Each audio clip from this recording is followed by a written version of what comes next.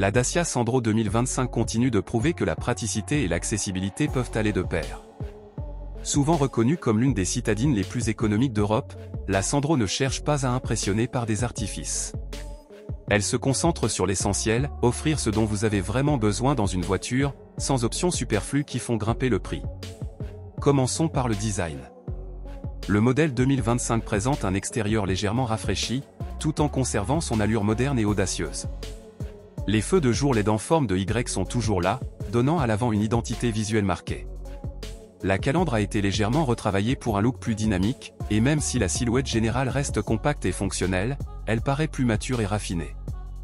De nouvelles jantes alliages et des feux arrière redessinés viennent compléter ces subtiles mais appréciables évolutions.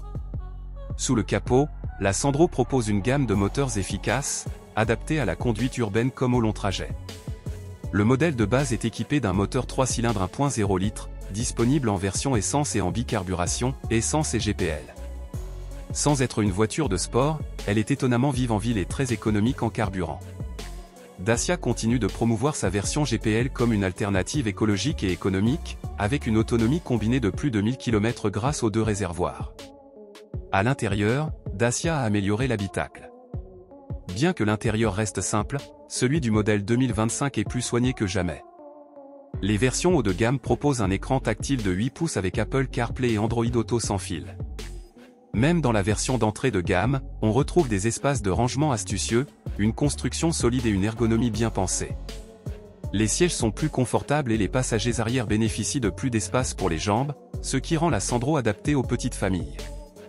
La sécurité est un autre point fort de cette nouvelle version. La Sandro 2025 intègre désormais de série le freinage automatique d'urgence, l'aide au démarrage en côte et l'alerte de franchissement de ligne. Les versions supérieures ajoutent la surveillance des angles morts et les capteurs de stationnement, renforçant le sentiment de sécurité sans alourdir la facture. Alors, à qui s'adresse la Dacia Sandro 2025 ? Aux jeunes conducteurs à la recherche de leur première voiture, aux familles souhaitant une seconde voiture fiable, ou à toute personne désireuse de faire un choix malin sans sacrifier le confort et les fonctionnalités essentielles. C'est aussi un excellent choix pour ceux qui apprécient les véhicules simples, honnêtes et efficaces. Dans un marché où les prix des voitures ne cessent d'augmenter, la Dacia Sandro reste une bouffée d'air frais. Elle ne brille peut-être pas par sa technologie ou son luxe, mais